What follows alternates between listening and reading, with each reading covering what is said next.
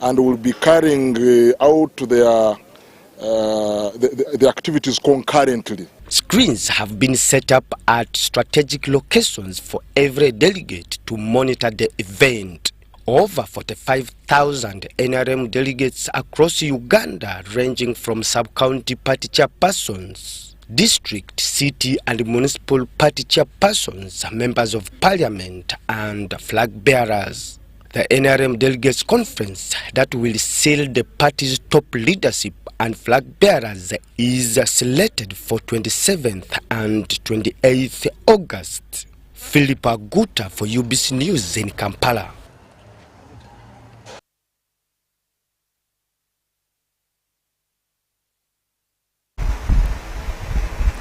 Now, the NRM leaders have commended the decision taken by the party's Executive Council to send both Rebecca Kadaga and Anita Annette Among and other SEC positions to be voted by delegates on Wednesday in Kololo after both refused to step down. Those in favor of Yoweri Kaguta Museveni for National Chairman of NRM, say aye. Can you break the ice? Say aye. To the contrary, no. The ayes have it. Thank you, Secretary. I've been here at State House for the National Executive Committee meeting, which was chaired by His Excellency the President and was conducted by the Secretary General of the NRM. The meeting has gone on very well. We have adopted that the people who were approved by NEC, they will be subjected to voting on the day of the national conference. It has gone on very well, and unanimously all the members have agreed. People are happy, and we are also happy we participated in that democratic process, and the democratic process will be completed on the day of the national conference, which will be on 27th and 28th. I want to thank you, and I want to thank NRM for such transparency, for showing democracy and practicing it. We are at the National Executive Committee meeting at Entebbe State House, and we are here to receive the report of the Central Executive Committee about the ongoings of the party and preparation for the National Delegates Conference.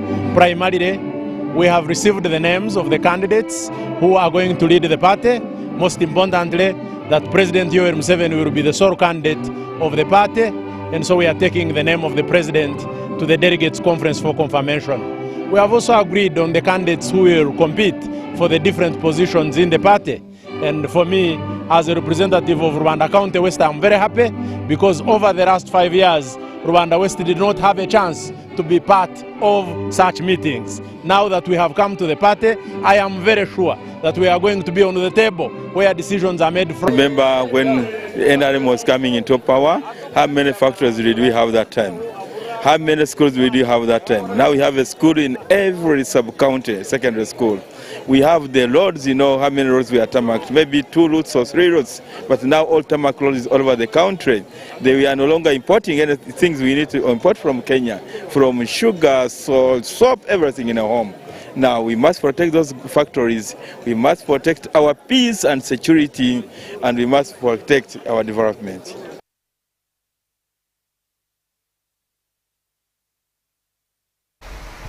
Now, NRM delegates from across the country spent Sunday 24th at Uganda Institute for Information and Communications Technology in Nakawa seeking accreditation for the Manda Special Interest Group elections. The exercise, which has purposefully moved in scenes to have set the Manda pace as excitement across different delegates denominated the day.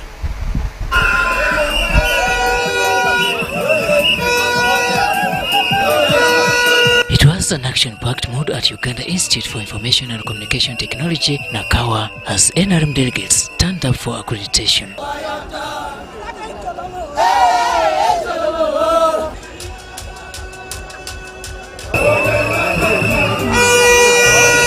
These are mainly delegates heading to Kolo ceremonial grounds for the Monday 25th August 2025 Party Special Interest Group elections. We are accrediting people who belong to the special interest groups. We have got women, the Women League, we have got the elderly, we have got the young people, the youth, we have got the workers, we have got the entrepreneurs. And trust me with their vote, because I have been working without any position. So why not now? If I can serve my country without a position, without any recognition, why not now? I am here to serve my country. I am here to contribute on my generation. The entire area was under the strict security surveillance.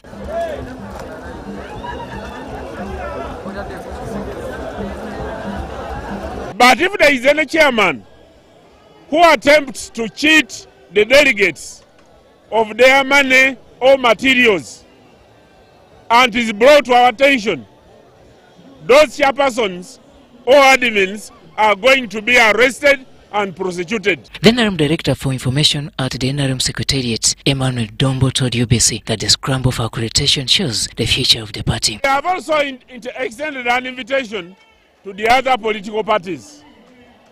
I know some of their members are here trying to sniff and see how NRM does their things. But when they come to the conference tomorrow and the delegates conference, let them come and see. Let them come and criticize. Let them come and copy. For now, the clock ticks and all eyes are set on Kolo ceremonial grounds where stiff competition among contestants is likely to raise the yellow dust. I want to thank all the women who have been supporting me and voting for me. And tomorrow I'm ready to be given another chance to serve the women of Uganda as the chairperson of the NRM Women's League. The young people, do you want Fiona in the race? Yes! Yeah, we are in the race. No more questions. I got to note your concerns. I know the challenges that affect you, and I promise to stand with the young people. Robert Nyango, UBC News. Prominent businessman turned politician Tana Sanjay has quit the NRM secretary, citing irregularities, bribery and delegate manipulation. Sanjay's withdrawal followed an ignored petition with Kakuru, Molenga and Mukesh after Rukari also quit the race. As you have received copies of the letters, I had been nominated and was vying for the position of Chairman Entrepreneurs League in the NRM party. About 10 days ago, we realized that many of the elected leaders, the delegates that are supposed to come and vote for us, were missing from their constituencies.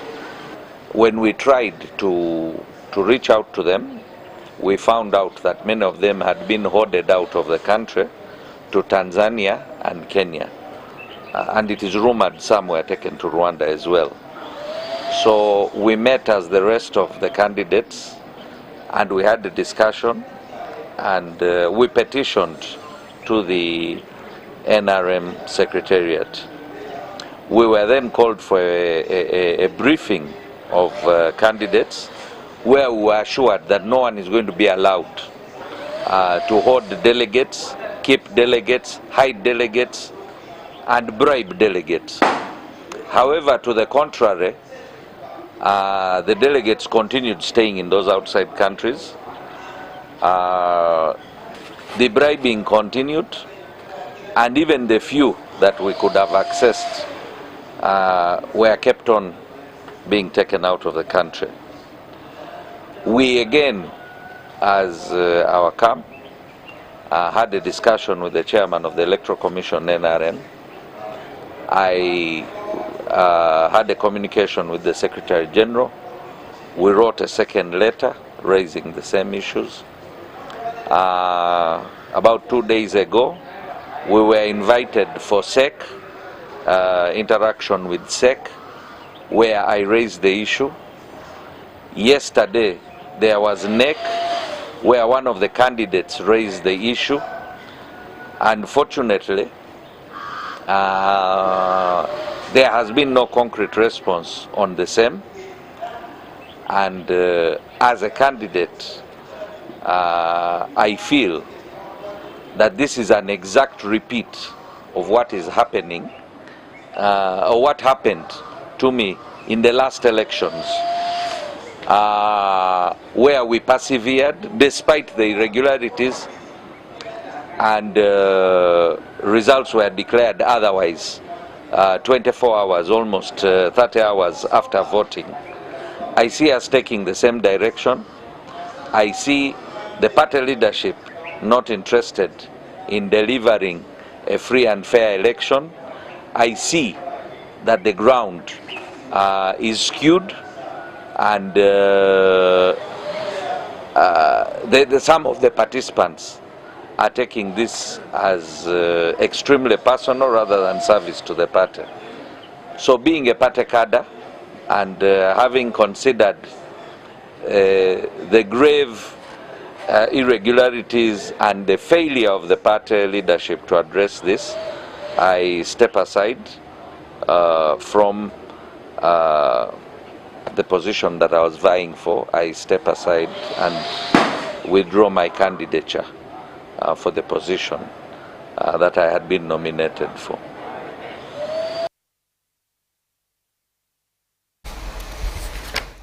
Now, inside the heart of Uganda's political machinery, delegates' conference have become the platform where decisions are made, leadership is tested, and democracy is either strengthened or strained. National Delegates Conference, once routine gatherings, are now pivotal moments in shaping Uganda's political democracy and future leadership.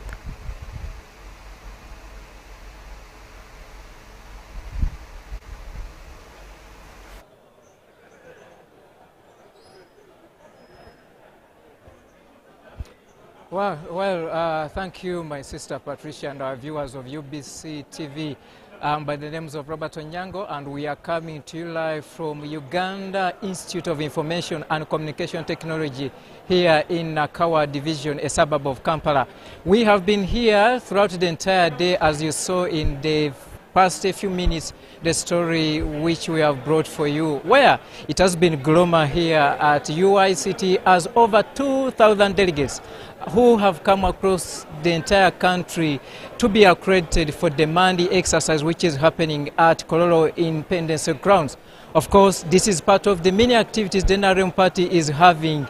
And for you and our viewers who have been following throughout the entire week, it is a political season, and all political parties are trying to organize their dining and sitting rooms to ensure that come 2026, they are in a better position to at least secure another mandate from Ugandans. Joining me here to speak more about this accreditation exercise is the NRM Secretary General Richard Odwong, who has been here throughout the entire day, and I guess he has more of us in line with what exactly the accreditation means, how will we start the exercise of tomorrow at Kololo, and what we expect after tomorrow's conference at Kololo Ceremonial Grounds.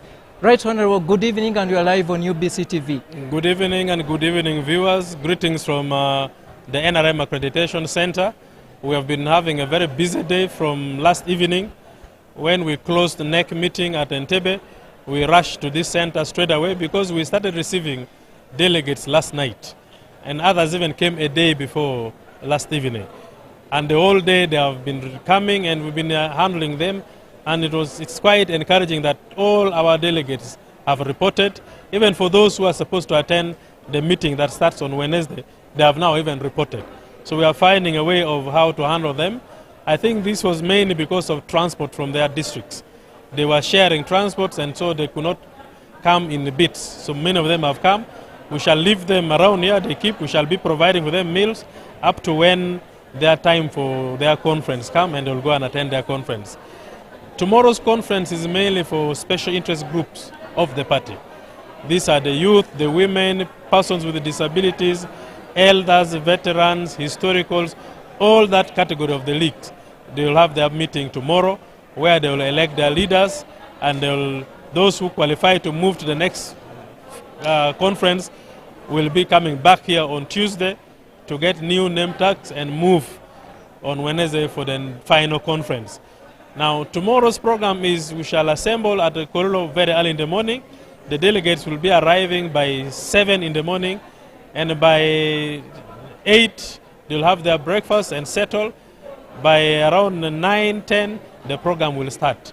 We expect the national chairman of the party to come and give a keynote address to the delegates of special interest groups, and thereafter they will break for lunch, and in the afternoon they will have their assemblies in their different leagues, where they will be electing their leaders for the various leagues. And after that, they will retire, and the following day we shall be having accreditation here again for the members that will be proceeding to the final conference, which starts on Wednesday, the 27th. So it's a busy week for the party. It's been a very busy period for us, and we're still continuing making sure that everybody is attended to the detail. Right, Honorable, just for emphasis, what is the mode of voting tomorrow at Kololo? The party constitution is very clear. All elections in the party are through lining up behind candidates. So we are going to have an open system where candidates will line up and members will line behind them, depending on the position they are going for.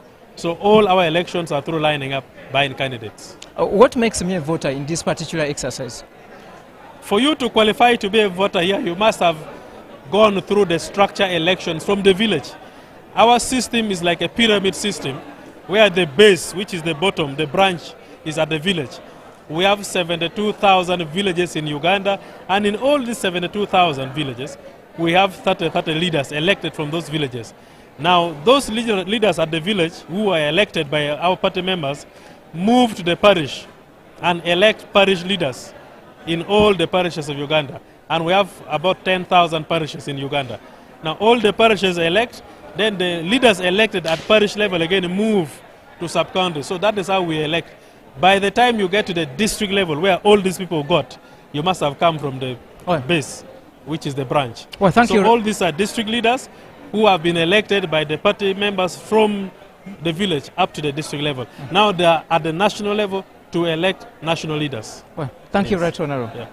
For our viewers, that has been the Right Honorable Secretary General of the NRM Party, Richard Odong, giving us the details, the do's and the don'ts of the game. Of course, all eyes are going to be on Kololo come tomorrow, Monday 25th, where thousands of NRM delegates are convening at Kololo to take part in that election. I have been asked by just one of the delegates here, who happens also to be in the race for the second position, Honorable Rwakajara. Madam Patricia, if you can give me just 1 minute, there is something he wants to communicate to us, and then we shall cross over to the broadcast house at Nile Avenue. Right, Honorable, or rather, Honorable Rwakajara, within just a minute, how was the accreditation exercise? Just step forward and at least address our viewers of UBC. The accreditation exercise was tiresome and challenging, but it was a big thing. NRM has very many people, so accrediting them for tomorrow's occasion was not easy, but it was successful. Well, my delegates, all people, workers, they have been accredited, and therefore tomorrow we are ready for the game. Do you see victory coming your side? Oh yes, the workers, I think they have already decided that they will vote me. Under NRM, workers know that I've done so many things.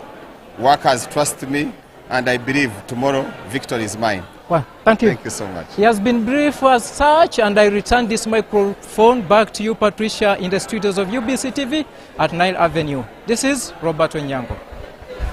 Well, thank you very much there, Robert Onyango. Of course, that is the NRM delegates accreditation exercise there happening. And as we move ahead, relatedly, the National Delegates Conference, once routine gatherings, are now pivotal moments in shaping Uganda's political democracy and future leadership. But how relevant are they in such a quest? Here's UBC's Henry Okurut with the details.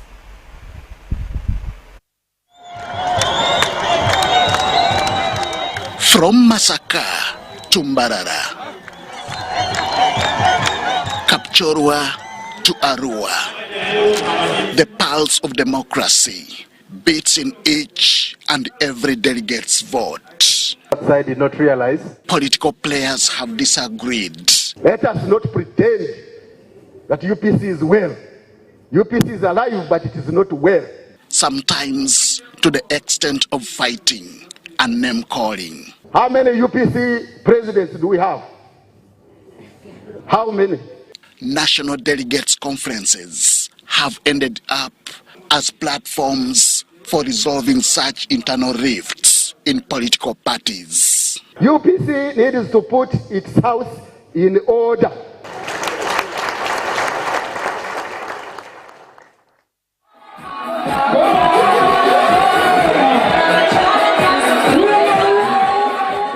In the heart of Kampala, under tight security and with national colors flying high, hundreds of delegates from across the country gather.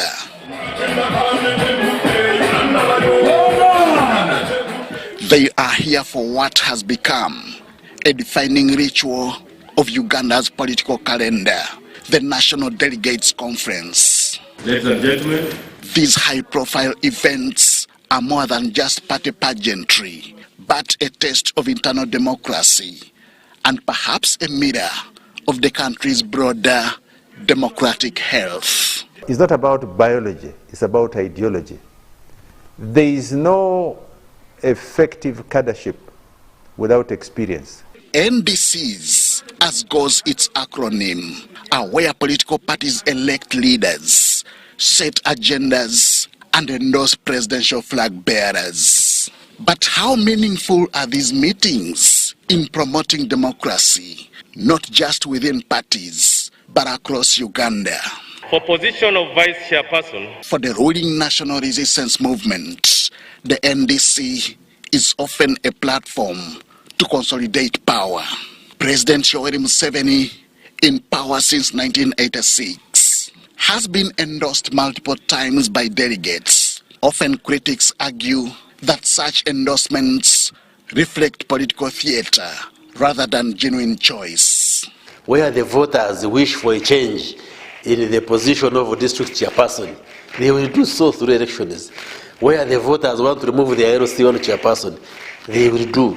Where the voters want to remove a president, they still have the right and the means to do so. I think what they are complaining about is that the Ugandans have been voting for President Yoweri Museveni because they still see value in him, they appreciate what he has done for the country, and that's why Ugandans vote him.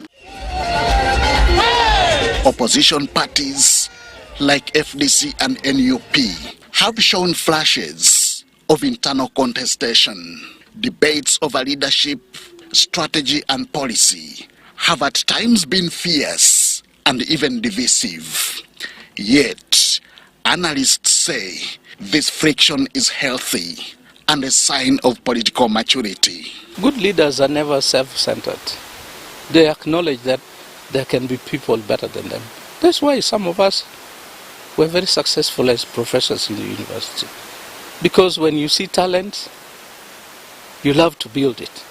You don't compare it with yours and say, this student thinks he's smarter than me. No, the smarter one is even better. But concerns remain. Delegates are often selected through opaque processes.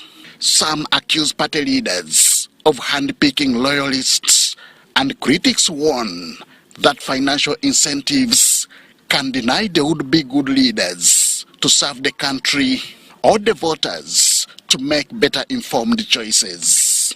As we go to the delegates conference, there are a lot of issues that is going to come up. One, there's a lot of dissatisfaction that came out of the NRM primary election, and people are very dissatisfied with the way everything happened. It's like a bomb was dropped into the NRM camp that so many people lost when they shouldn't have lost. So, do national delegates conferences advance democracy in Uganda? The answer is complex. I want to tell you, ladies and gentlemen, being an administrator of an electoral process in a third world country is one of the hills without slopes. In a democracy, The ballot is only as strong as the structures behind it. National delegates conferences may not make headlines every day, but they shape the headlines of tomorrow. For Uganda, they are not just political rituals, they are democratic lifelines. Henry Okrut, UBC. Thank you very much there, Henry Okrut, for that detailed report.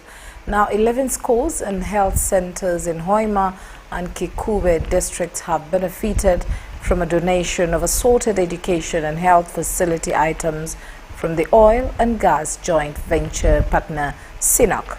Let's hear more from this report. The speculation that is in this area. The Chinese National Offshore Oil Corporation CNOOC has donated health center equipment and scholastic materials to boost community development in the oil region. This was at an event held at Changwali Health Center 4 in Kikube district. Resources will reduce congestion, promote a reading culture, and improve the learning outcomes. By investing in education, we are nurturing the next generation of leaders, scientists, doctors, engineers, and entrepreneurs who will drive Uganda's transformation. 120 sets of medical equipment and hospital furniture were donated to Buhuka Health Center 3 and Changwali Health Center 4 as part of the company's corporate social responsibility. CNOOC's support to the community was appreciated by the district leadership and the beneficiary community. We're grateful as government, because government is supposed to be doing all these things here, but at times it's never enough and it can never have it all. But when you come in as partners, as stakeholders, it goes a long way in supporting the health centers and the education facilities. These tools are not just equipments, they are instruments that are going to help to save lives. They are going to increase on the efficiency of our work as health workers. And our daily work is going to be made easier than it has been made. The call for supporting the oil and gas project was made by the executive director of the Petroleum Authority. There is still a section of people, some from even outside Uganda, who come in these areas and don't want this to see these good things happen. So they come in some homes, they tell them lies, they say how the project is useless, how the project is undermining their life, how it is spoiling the environment. These people come. They don't wish you, the people in the area, well. They don't wish the project well. And this is why I implore my people in the district, and I've always tried, I love traveling, I love exposure, to take these people whenever chance avails, to see these project areas, to see these areas, such that they also own, they witness, and they come back fully armed, knowledgeable, to be able to face off these saboteurs. Changwali Health Center 4 serves a catchment area of over 40,000 people, who include refugees, host community, and patients from neighboring districts. Dennis Igawa and George Nyonzima for UBC News. And in the area of illegal mining, member states of the Great Lake region are finalizing a new regional guide aimed at formalizing artisanal and small-scale mining in a bid to curb illegal exploitation and illicit trade in minerals. Let's hear more in this report. These include the regional certification mechanism, harmonization of national laws, and establishment of a regional database to monitor mineral flows, among others. Commissioner for Minerals at Uganda's Ministry of Energy and Mineral Development, Agnes Alaba, said the initiative is designed to tackle illegal exploitation of resources while promoting transparency and accountability. Definitely, it's excellent to note that the guide, as recommended for each country, they need to understand its own ASM ecosystem. All of us have contributed and have identified the key drivers that create success on the formalization strategy. And we believe that we are going to move together to ensure that this issues of ASM have been addressed and that we have benefits from this sector. The framework also seeks to transform artisanal and small-scale miners into cooperatives, a move expected to strengthen business operations and enhance their contribution to national development. One of the reasons why we want to formalize it is because we want to transform those small-scale activities into cooperatives, into small to medium enterprises that can allow communities to settle around the activities that they are performing. The project targets high-value minerals, often linked to illicit trade, including tin, tantalum, tungsten, and gold. Inspectors and monitoring officers from member states described the initiative as timely and critical. The project was formed around targeting the minerals which are mostly used in illegal mining and illicit trade in the region for these 12 countries. So when it was formed, it was targeting what we call 3 Ts and gold. The 3 Ts are tin, tantalite, and tungsten, or some people call it wolfram.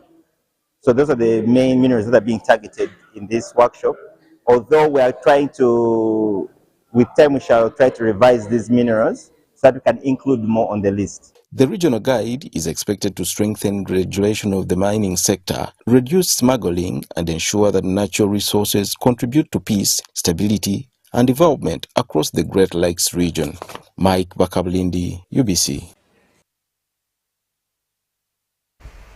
Now, threats of weather changes in the Elgon region could reduce with now watersheds in the densely populated Elgon Highlands under intense tree planting and sustainable exploitation of the natural resources.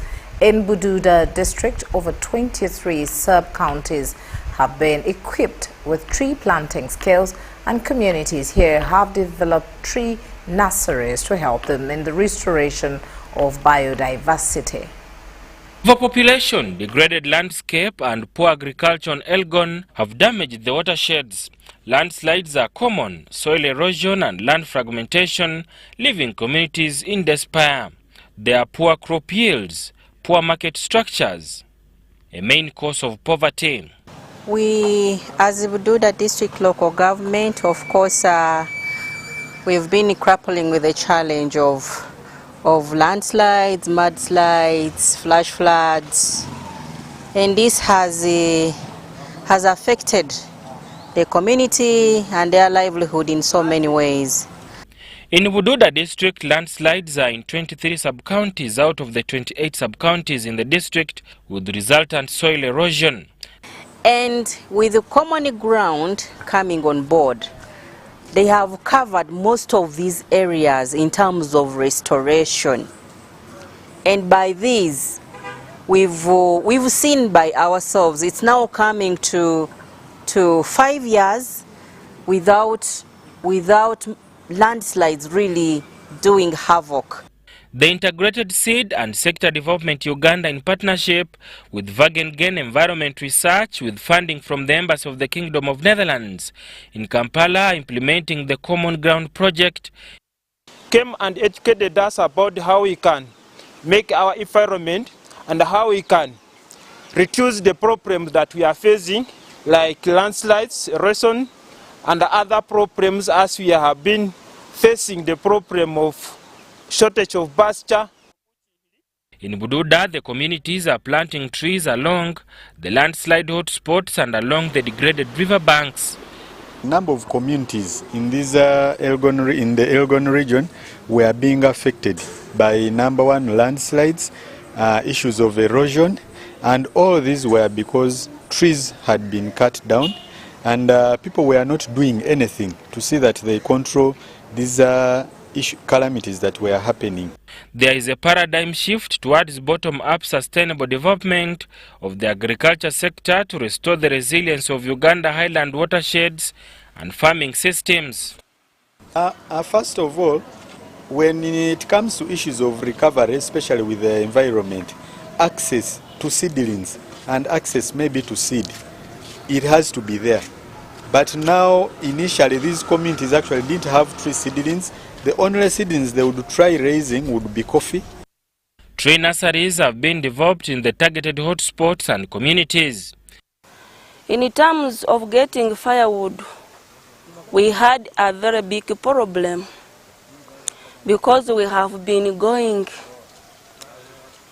to request firewood from the UA, but sometimes they can beat us, they can chase us. No, kana kusime common ground kumwaka kwangu 2023 hohotsena nga yetsire yabero enja ulenga linabi isibere yakhukolere shitwera yakhulelera khukhusomisa ranga yakhusomisile buli shitwera shosi. Works towards restoring the biodiversity, supporting watershed management, has motivated local stakeholders at community through the local government structures.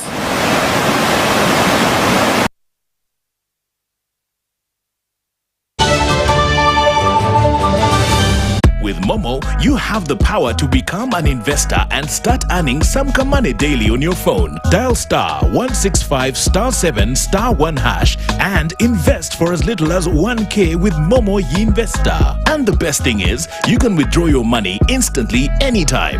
That's Momo. That's the power to be more.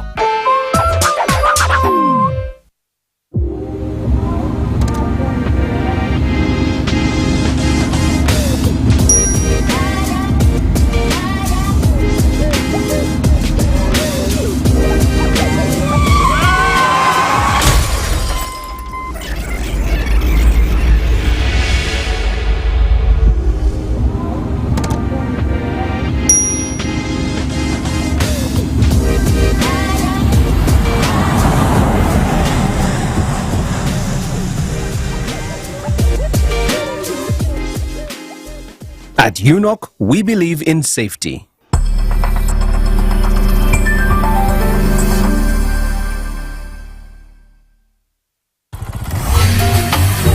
Hello, Kampala, Uganda. In response to the national call of strengthening the traffic security, Good Products Group HGO brand has officially launched the Rider Selection Campaign. Registration is now open.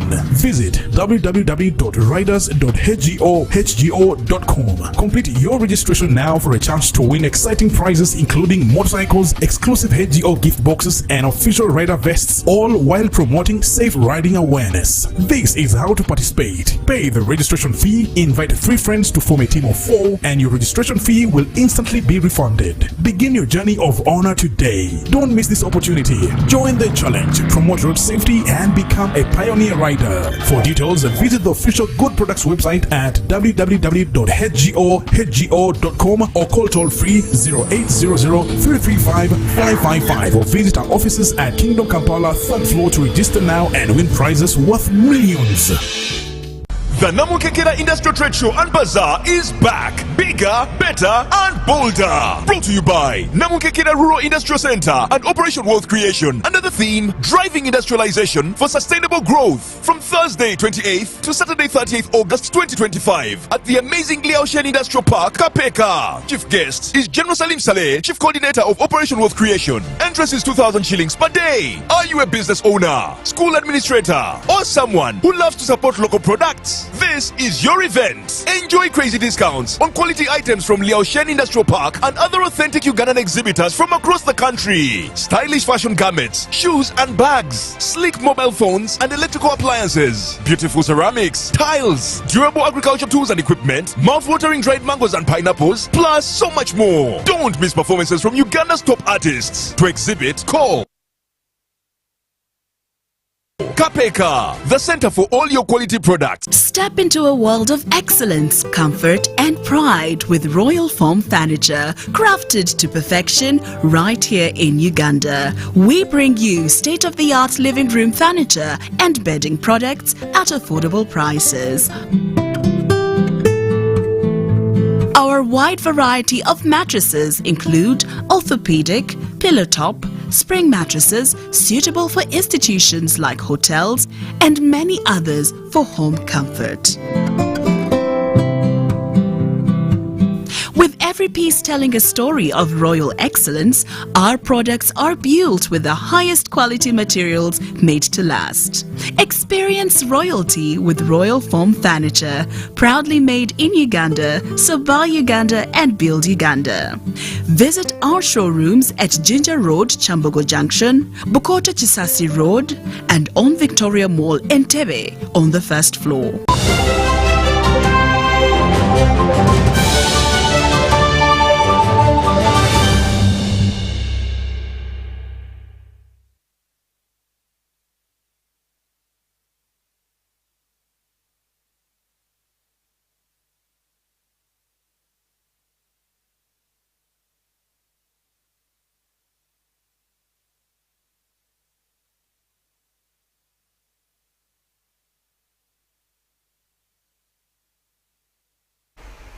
And into the world of business, Ugandan fish farmers must innovate and add value to their products in order to tap into the global market value of fish that's priced at over 170 billion shillings. At the launch of the Masheda Food Factory along Mityana Road, Ramadan Govi, the Permanent Secretary at the Ministry of Finance, emphasized on value addition in the entire agriculture sector. Masheda Foods flagship factory serves its large-scale aquaculture catfish farm in Wakiso district along Mityana Road. Masheda has specialized on catfish rearing for local consumption and for export. Catfish is at the heart of this journey. It is healthy, rich in protein, low in cholesterol, and full of vitamins. Promoting catfish is not just about food. It is about fighting malnutrition, strengthening families, and building a healthy nation.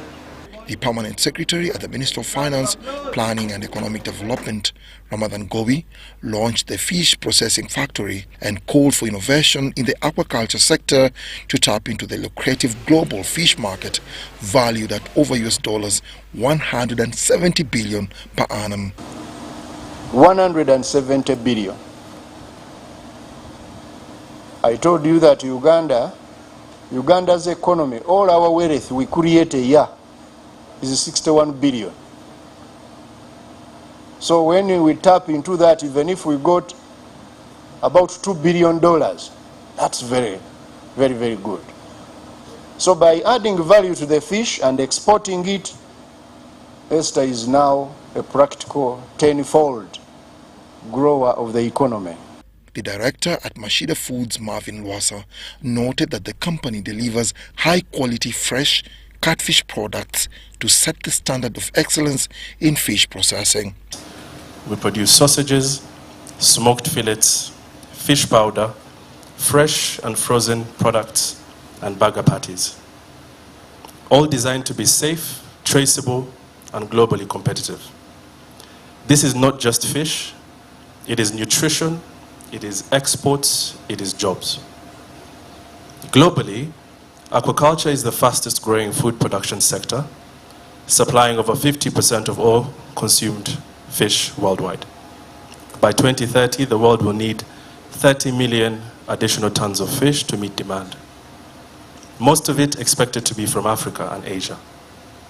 Yet here at home, Uganda produces only 600,000 tons of fish, both from capture and aquaculture. Catfish rearing has gained ground for farmers to rival the tilapia and Nile perch fish species. However, they decry the cost of the fish feeds and accessibility. Our federation we are only 11 people. The challenge would have been many. The challenge are the feeders. We don't want to invite many people who cannot afford it, start it and then fail along the way. Dennis Igor for UBC. Now, in Teso sub-region, the Iteso, who were once herdsmen, have suffered cattle raids and economic failures from the cotton industry. But amidst the challenges, a new story has taken root in Citrus. Let's hear more from Joseph Oku. For generations, Itesot depended on cattle for their livelihood. But in the 1980s, waves of violent cattle raids by suspected Karamojong warriors left their kraals empty and their lives shattered. Teso had, by 1962, the largest cattle stock in the whole of Uganda. Desperate to recover, many turned to cotton farming in the early 90s. But plunging global prices quickly crushed these hopes too. When you are given seed, we shall buy it at 3,000 shillings a kilo. When you take it to the store, they end up telling you the price has dropped to 1,000 shillings. And there the farmer loses the morale, the appeal to continue producing such a crop. In the early 2000s, with encouragement from the National Agricultural Advisory Services, the region shifted its focus to citrus farming. I was selected to be one of the beneficiaries that I was being provided with 500 seedlings of citrus. They relied on local fruit varieties and basic tools, but with poor soil, erratic water management, and consistent pest invasions, yields remained a painstaking issue in the eyes of many. From original maybe one bag, a normal bag, we could even get like a half a bag or 3/4 bag. Frustrated, many abandoned the dream, some going as far as cutting down their own trees. They were just yellowish, some of them, one was even dying, almost dying. Everything changed in 2015 with the arrival of the Korean Program on International Agriculture Project, a collaboration between the governments of Uganda and South Korea. And at that time we were evaluating what problems are in Teso, and then after that we devised means and simple technologies to try to solve the problems like pests and diseases, water stress and the like, to try to improve the citrus productivity in this region. With a focus on pest and diseases control, irrigation and soil health, yields increased from just 7 tons per hectare. Farmers now harvest up to 37 tons. With this high yield that we are getting, we shall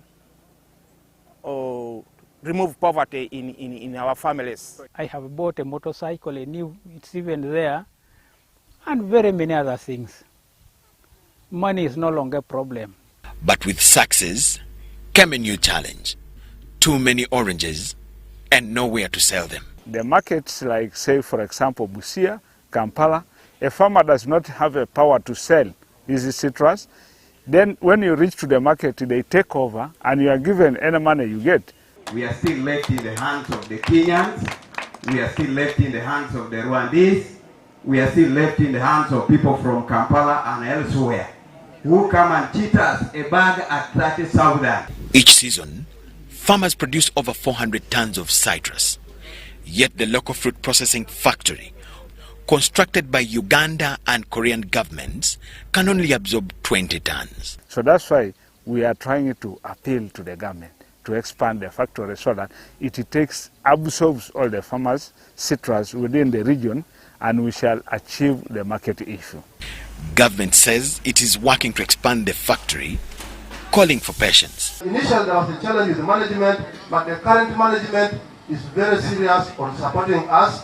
Let's go slow, let's come up in our groups and submit such complaints to our office. Teso's oranges are unique as its people.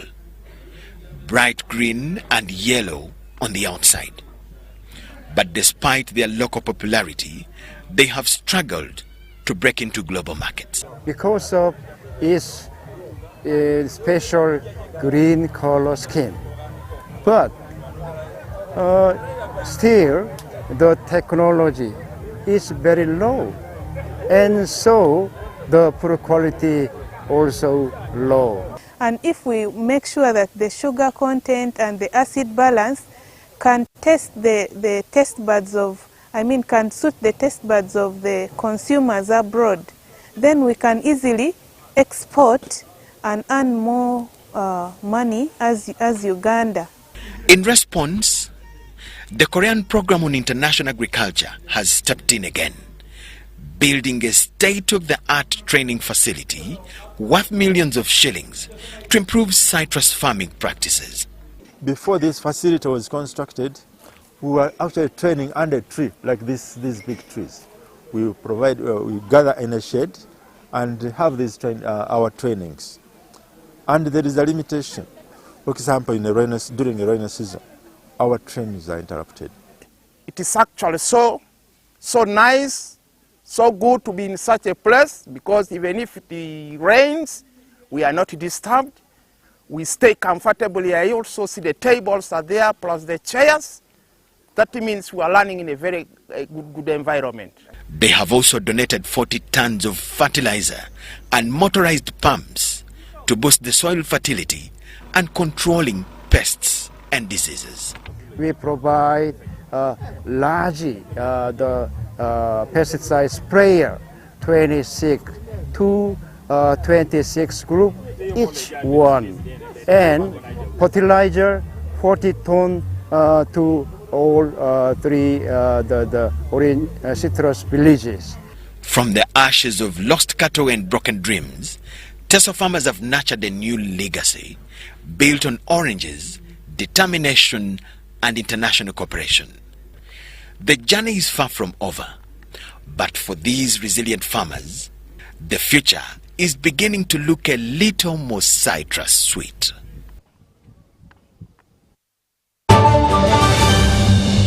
Manya gange nze Mugerwa John Bulega mbeera wantoni mukono wano mu kifo ky'ennyini w'empangulidde pikipiki eno kakati bakama bange engeri gye mpanguddemu pikipiki eno bakama baffe ab'MTN bazze ne promotion eno ya Kola Tune era mbadde ndi mu kulya kame ne ŋŋamba kangezesa omukisa gwange ne mpita kiyambi wa MTN nannyambako nanteerako nusu 10 ku akawunti yange eya MTN ya layini yange nangulira akakola Tune angulidde kanneeyanziza naŋŋamba aguze kashiba era bwamaze okungulira akakola Tune akakashiba ne bakwata ennamba ne bagitaba mu bululu bwentyo MTN olw'okuba nti mbadde muwanguzi bwempangulidde mu kunyeenya nempita mu kalulu bwentyo nempita mu bakama bange era nga neeyanziza nnyo neeyanziza ddala MTN oye MTN kya ddala ebya MTN bya ddala ensi eraba enjuba ekyayaka piki njikutte bisana neeyanziza nnyo ddala ab'MTN. When you want to relax your body and refresh your mind,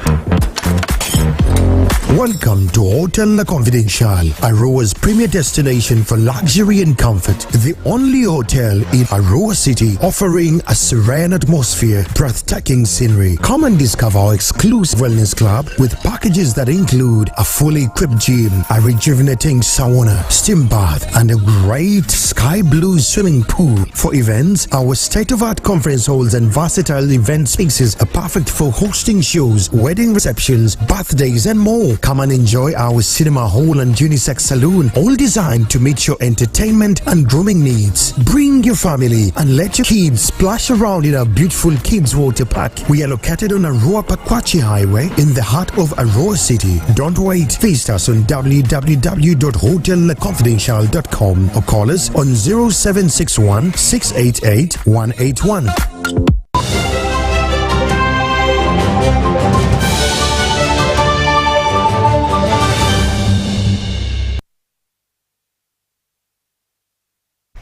And into the world of sports, veteran golfers David Plendelis and Catherine Pavey have been crowned champions of the senior tournament of the 2025 Johnny Walker Uganda Open Golf Championship.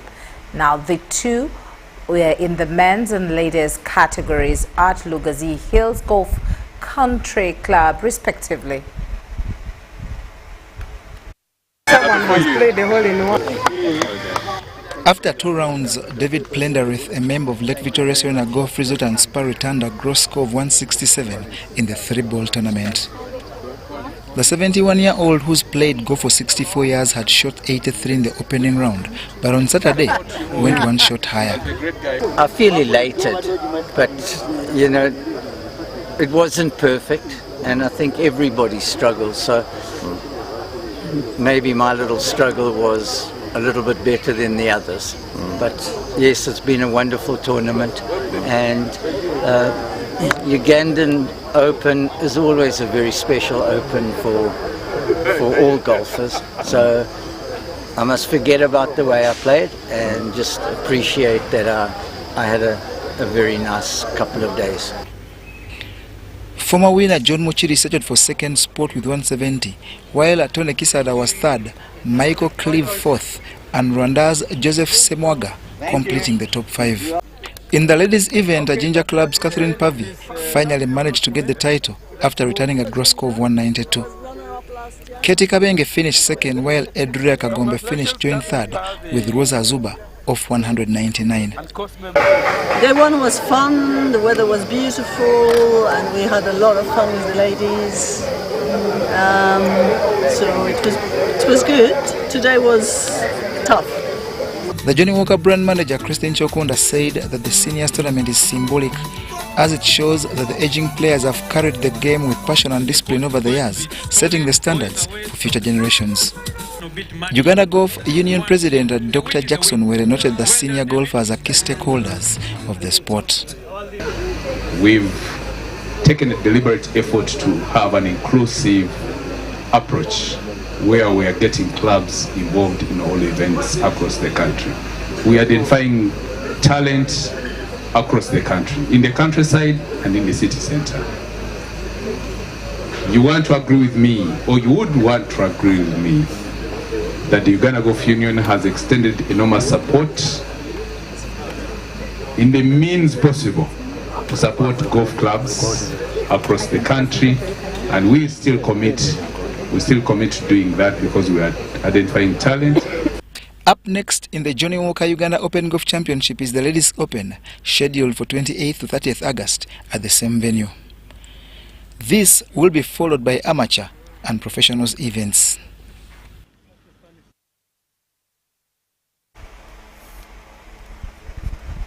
Now, Uganda Cranes International Zubadiah Semakula has passed on. Semakula, commonly known as Musamvu Wegwanga, has been battling with sickness for quite some time. Let's hear more from Ngabo Eman. To all local football lovers, the name Obadiah Semakula is a respected one. It is believed that there has never been a number 7 in Uganda, just like Obadiah Semakula. No wonder his name was simply substituted to Musamvu Wegwanga. Obadiah left boxing for a football career, aged 15 years, and did not look back. Playing for Coffee Football Club, Obadiah was an icon, and on the pitch, envied. He was never substituted during his playing career, and whenever they were selecting players on the national team, his place together with the deceased Jimmy Chirunda were always there.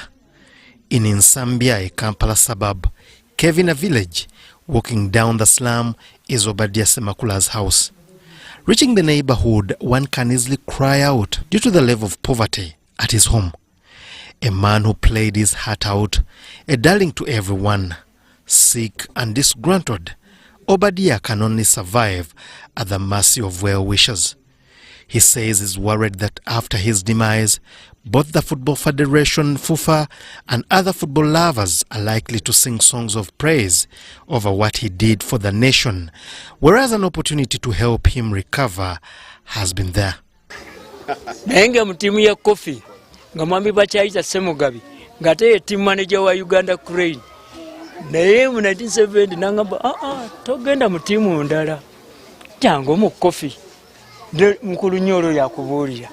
Kuba naye twasoka muleeta mu Kofi. Nga nze sikimanyi. Naye nga performance yali ki? Osingani teri kuyomba. Abo bamugalu baana bonna bato. Kyekisinga okwawukana.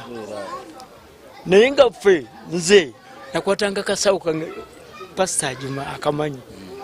Nentambula bwensingana abeerugogo nga basamba oba oli wa KCC nsamba. Well-wishers under the umbrella body Uganda Former Footballers Initiative have come to Obadiah's rescue with food items and cash to help him foot his medical bills. First and foremost is to mobilize them, bring them together, talk to them. 2, then we have a project we started last year when we launched it. Pave making, brick making, poultry, have a daily income or a weekly income or a monthly income. But we're telling them, no, we still need you. You are still. To sponsor Obadiah's 4 children to study up to the university. Many of the national football players who represent the country at the high level during the 1970s are not financially stable. Ngabo Amon, reporting for UBS TV.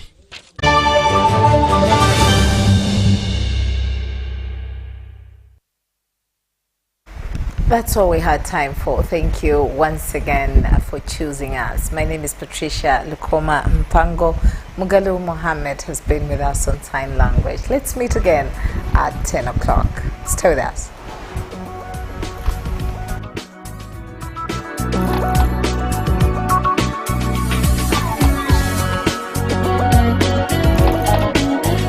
UBC, inspiring Uganda. Hello, Kampala, Uganda. In response to the national call of strengthening the traffic security, Good Products Group HGO brand has officially launched the Rider Selection Campaign. Registration is now open.